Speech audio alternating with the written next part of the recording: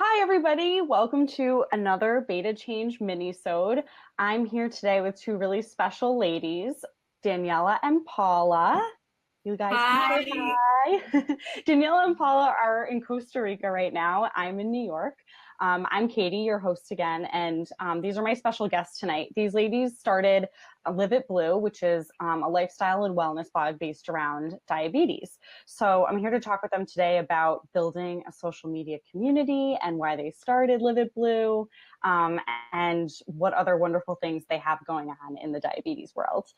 So don't forget to leave your questions and comments below the video, and we can address those live as we get them. But if you catch this broadcast later, I'm sure the ladies won't mind answering those questions after the fact too, right? Yeah. Great. So, Danielle and Paula, can you guys start off by just telling me a little bit about life with type 1 diabetes in Costa Rica and how you kind of wanted to reach that community as well as the rest of the world when you started Live1tBlue? And also you can tell me what Live1tBlue is, because for a lot of people who are watching may have heard of it for the first time. Sure.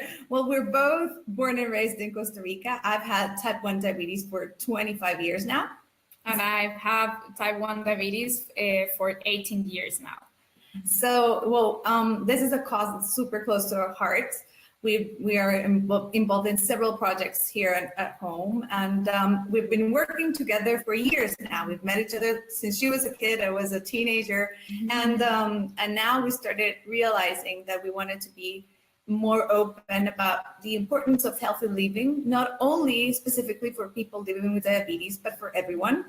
Everyone would need a bit of health, and also to be able to share that here in our country, it's important to support kids and teens and families living with the condition, and then also just being able to share this and how is it to live here in Costa Rica with this with type 1. But also we wanted to, like we're saying, just also share the importance of healthy living, being active, and also combine the part of Paula that's nutrition and my part that's psychology, the importance of being healthy, not only in the body, but also in your mind and your emotions. Yeah, and here in Costa Rica, we have access to all kind of supplies for free, but there's a need to improve the education part. So that's why we came up with Live1tBlue and with other projects that we are creating and that we have been working. Mm-hmm. Oh, that's awesome, you guys. And Paula, so you work in diabetes, and so do you, Daniela. And Paula's a nutritionist, and Daniela's a psychologist. So you both deal with really different aspects of life with diabetes. And I've had diabetes for 14 years. So I know that it can affect both those things, quite a bit. So can you maybe both talk about how you incorporate those aspects of your career into Live1tBlue and into the other projects that you guys are involved in? Sure. Well, for starters, when we came up with the idea, we wanted to share the fact that people are more than just numbers. I know it sounds a bit obvious, but at times we don't think that actually people are the most important part of diabetes. Usually we tend to think a whole lot of other things, numbers and BGs and meals and everything, but the person usually is set aside. So one of the things that we work hard on is just to allow people, the number is important, but what's more important is the history behind it and what people are doing. And if they're struggling or they're thriving, it doesn't matter. We need to support them and accompany them and help them to be able to feel safe in their own skin and comfortable in their own skin, because it's not always easy living with type 1 and handling it. There are better days than others, and we are perfectly familiar with that kind of thing. But we wanted to let people know that there's actually not a competition either, that when you live with type 1 or you live with type 2, it's all about you and just looking to feel safe and strong inside your own, within your own self. And that's very important. And it comes along with Paula's side, which is health and healthy eating as well. Yeah, also we need to remember that it's not only giving a diet to someone, making calculations of what's the requirement. There's a person with taste. Like he can prefer some kind of foods.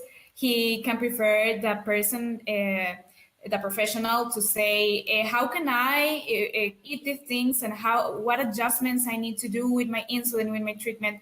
So that's why in our post, we both combine the part of psychology and nutrition, because it's not only saying to the person that he needs to eat better and don't eat sugar at all. It's a whole pack. It's like a integral thing. So that's why we think that working together as not only health professionals, but as persons with diabetes, it helps a lot because we understand what people are passing through. Yeah, we want to make sure that everyone can love and embrace their own uniqueness, because that's we're doing this together for that same reason. Sometimes we go hiking together or have the same lunch, and then her numbers are different than mine, and it doesn't mean that she's better than me or the other way around. It's just that we're different. We are very into that, to allowing people to understand that it's okay to be different. Even if we live with the same condition, our condition is unique for our own selves, and the most important thing is to learn from our bodies and grow with it. Yeah, and so I have your Instagram open right here. See, everybody, it's beautiful. I just think your tone and your voice that you're using for this platform is really great, because you guys are just normal people, and you're not, coming at it from a point of view where you're trying to tell anyone what to do. It's just you're sharing how certain things work for you, and certain things might not work for you, but they might work for somebody else. And because I think that's one of the really great things about having friends with diabetes is you can just be yourself around them, right? But I never wanted to have any friends who had diabetes, because I was afraid when I was younger, that because I didn't want to have this competition with them, I saw it as well, they're going to be perfect at everything, and I'm not, and I don't know. I thought it would make me feel terrible about myself. But now I have friends who have diabetes, case in point, and you can actually feel so many more things than that. So I think it gives you another layer to having diabetes, because you have somebody else you can share it with. Do you guys ever disagree about what to put on your Instagram? Do you ever fight about that at all? We haven't fight, but because, okay, thank you, Ashley. Yeah, we put it in 2 languages, and Danny it's a little bit better in English than me. So sometimes I put something and I'm so excited and I post it. So then Danny realized that I put something bad in English or in Spanish maybe. So she said to me hey, I just saw the post, I love it, but I changed something. So we haven't fight for it, but there's some things that we said to the other, hey, I think you should change this for the next time, we could do it better. We're usually, that's the lucky part. We get along very well, and although we're very similar in some stuff and very different in some others, Paula's much younger than I am, for example, so she's got these great ideas that I would never have thought about. But then that's the magic of it. We work together, and we're very cool that way, that she can let me know if she wants something different. I'll be fine with it, and I know when the thing is the other way, it'll be fine as well. So it's cool. Well, Paula, in case you forgot, you've written posts for BeLive, for Beta Change before. We're on BeLive right now. They sound very similar. But your English is great. So thank you. Thank you for reading. Here's one of the pictures I'm showing that you sent us earlier this year for our campaign about accessing insulin. So thank you for sharing that.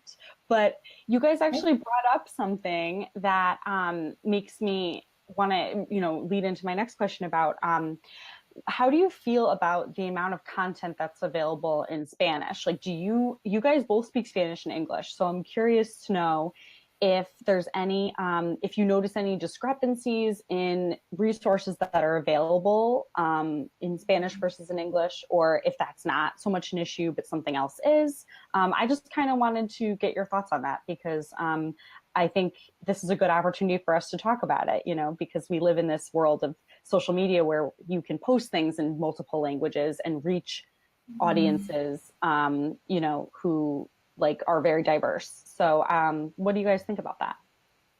Okay, we think that in Latin America, there's a lot of people that make a lot of effort trying to educate, advocate about diabetes. But yes, it's a fact that there's more people that speak in English in countries like the United States or UK or Europe, that they have more blogs, Facebook accounts about diabetes.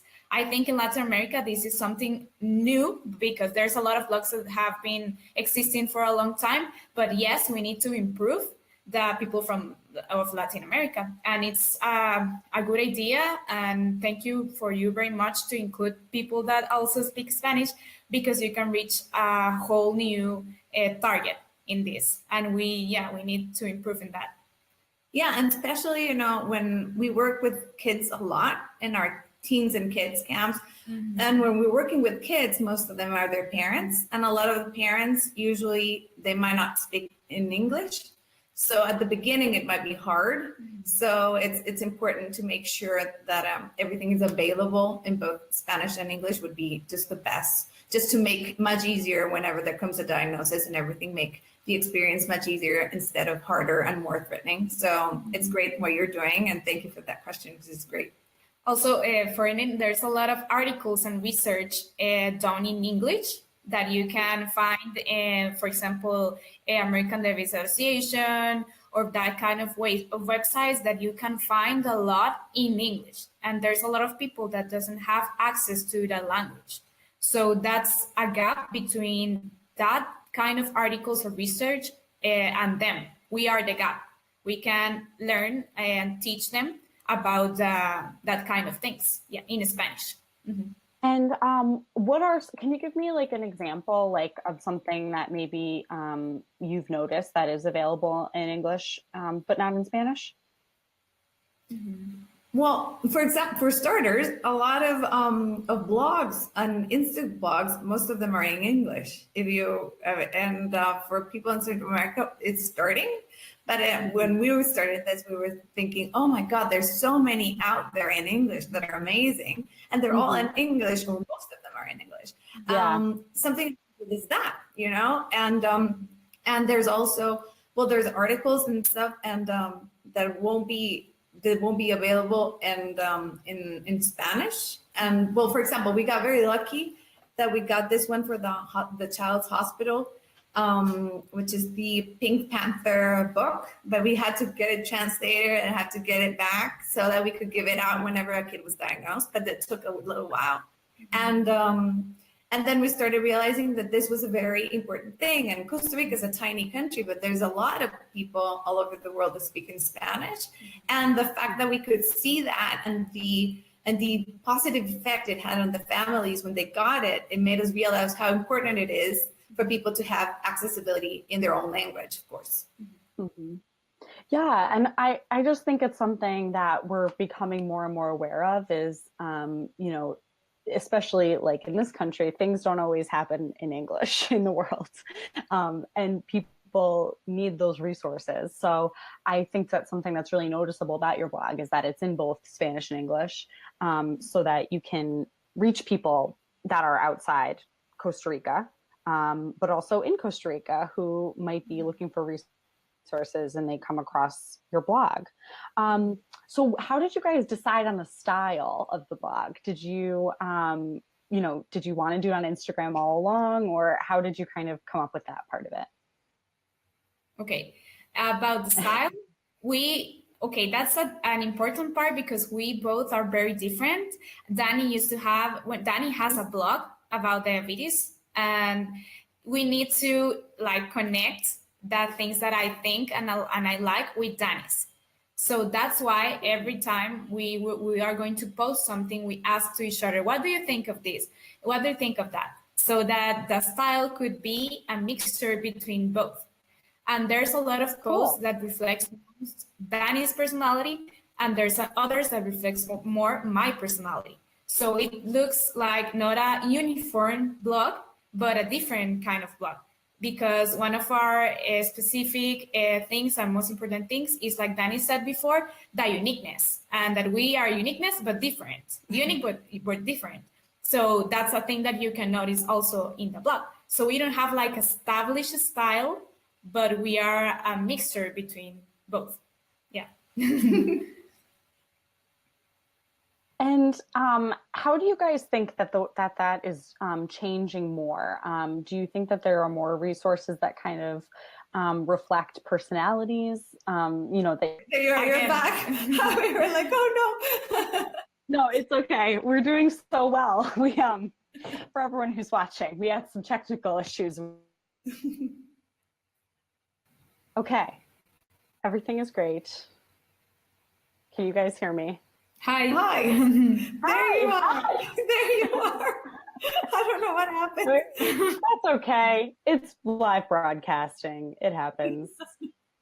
We have a comment from Ashley who says, and Ashley's a dietitian who just finished her PhD in Australia. Go, Ash.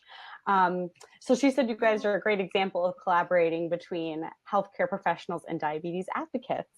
So did you see it that way when you first started? Was that something that you had as a plan, or is this something that you kind of discovered? No, that's such a big part of us, because something that we always talk about is like we were saying, it's more than just the numbers, it's more than just the weight, it's more than just like all the things that we always need to be in check. And the problem is that between people living with the condition and health professionals, usually there's a gap, and they're usually not understood very well, and it makes the managing of their condition harder on a daily basis, because you're at the doctors or the nutritionist or the psychologist for a small amount of time, not with them all the time. And then you have to go back home and do it yourself, right? So we wanted to be able to make people feel comfortable and empower them even to go ask their questions, make sure to pay attention to their own body, so that whenever they have a question, they could go ahead and ask them through their daily experience, and not just because of something they are supposed to know or read or feel that is actually not something they can relate. So thank you, Ashley, for that. That's something that we really are passionate about, and we advocate for it, because we hope that there be a day where this gap will be bridged, right? And it will be so far away from each other. Yeah. Yeah, there's a lot of gaps, aren't there? Like between languages and between connecting people from different backgrounds in like the diabetes community, including healthcare professionals, people with diabetes, everyone who's part of that life.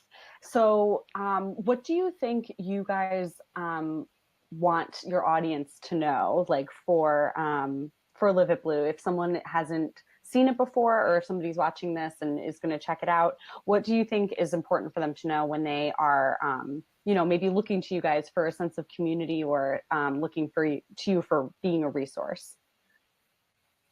Okay, from my part, it's very important that everything that is on the blog is from our perspective, from our knowledge and experience living with diabetes, that if we say something and it doesn't apply to what they live, it is okay, because we have very clear that we are all very different. And also that it's not like a blog where when you need to feel bad because someone has something and you don't have it, for example, and maybe another blogs with another kind of treatments that are not, that people don't have access. So like, don't try to see like the objective or of like, how can I say, like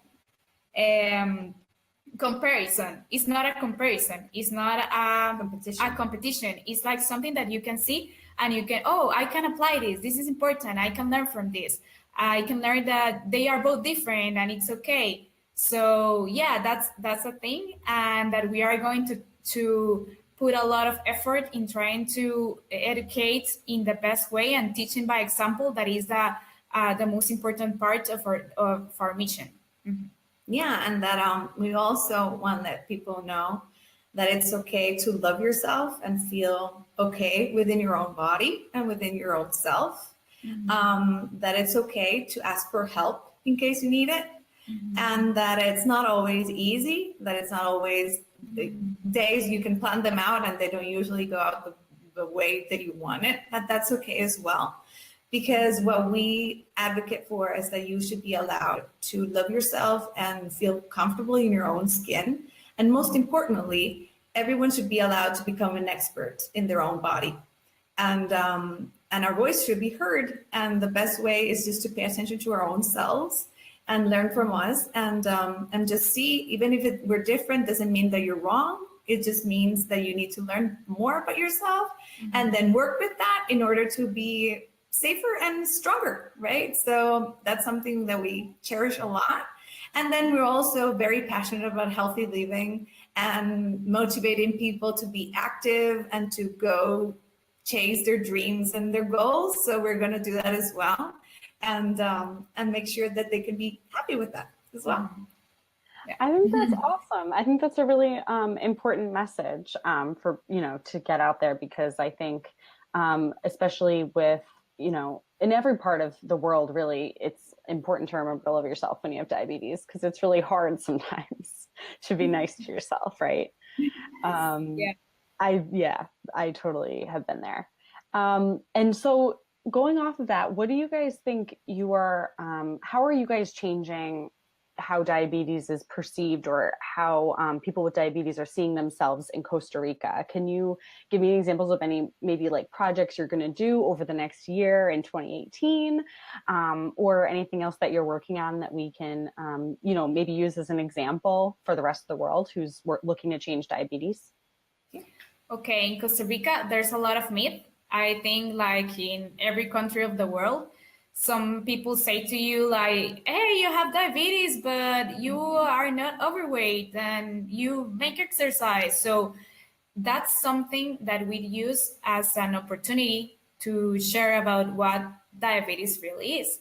So we have a project called EDPD, that means Education in Diabetes by People with Diabetes. So we go to schools, high schools, workplaces, and we talk about diabetes in general.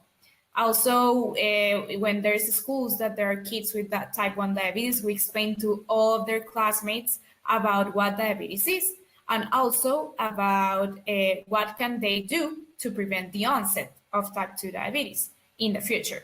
Also, to share that information to their families. So that's something that we are working, because if you tell a kid that all information, they could grow up knowing what really diabetes is. And also watching us, that we are young, we are active, we are happy, we're not sad, we're not there standing and feeling bad and dying. So that's something that people can see in people life. Are always surprised by that, right? Like they're surprised when they're like, what? You don't look sick, you look fine. Yeah, and that's a way that we are working, and we hope to visit more schools, high schools, and workplaces next year and in the future. And also we have other things. Yeah, we have, we've had for the 5th year at this time, when next February is our Teens and Kids Camp.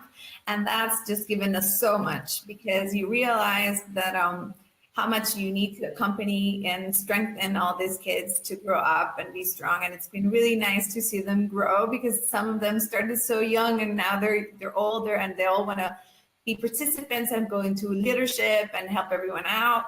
And it's been a great project of ours. And we also, as Paula was saying, we work with Asociación Día Vida, and we make sure every month to give education and companionship, not only to the people living with the condition, but also their families and loved ones.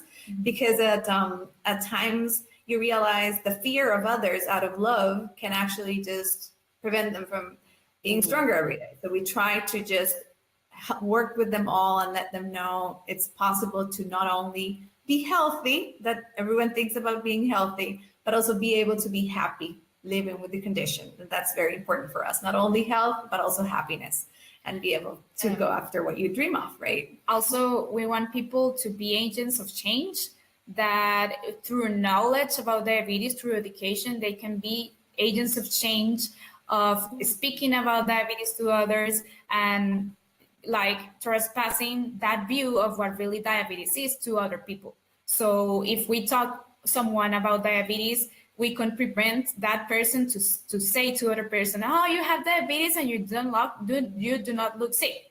because we educate them. So that's something that we want to do. Mm-hmm. Yeah, and I think, trying to educate is something that people really appreciate. Clearly, we're getting more comments about that on our broadcast today. And if anyone else has any questions or comments for these ladies while we have them, please feel free to leave them down there. But you guys, I can't thank you enough for being willing to do this, especially because I do realize that this is an interview / minisode in English. So thank you. Thank you for doing it in English. I wish my Spanish was good enough to do it with you. Maybe one day we can do it in Spanish. Yeah, maybe you could come visit and learn more, and we'll do it in Spanish. Yeah. No, I think that would be great. And I think, putting more resources out there in Spanish, especially in other languages, is something that the diabetes world can really benefit from, because that way it's only a way for more knowledge and resources to spread, right? Like more people can have more access to them if they're in their language. So I think it's important. And Ashley has more love to send us. She said we're amazing. You guys are inspirational. They're great. Do you have anything else you want to share before we kind of wrap it up for the day on this minisode, until you come on to another one, which I'm sure you will, because you're having such a great time. No, but that's exactly it. We just want to make sure that people out there can feel comfortable within themselves, and actually let them know that it's okay not to feel well every day, but that there's a possibility that you can just grow strong and learn from yourself and be your own best cheerleader and advocate for real. Because we always said, if you don't advocate for yourself, then who's going to do it? And we need people to let them to know that you're allowed to learn from yourself every day, because that's hard at times. You have work and you have a lot of stuff to do, and then you just go to bed and wake up the next day. But it's important to be able to take time and even thank yourself for everything you do, because when was the last time you thank yourself? And we always tell people, thank yourself for all your effort, because that's what's keeping you alive every day. Mm-hmm. And everything you do is helping you to be who you are. So just get that out there and help people to understand they're perfect just the way they are. And that's great.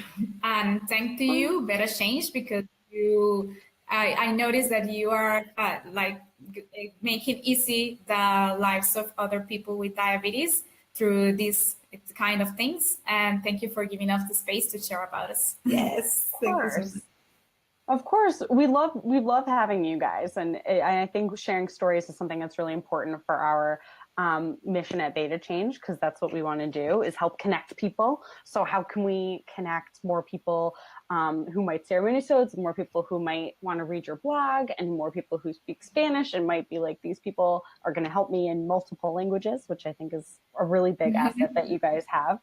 And I think, being able to remind people to thank themselves is a big help that they might not even know that they need.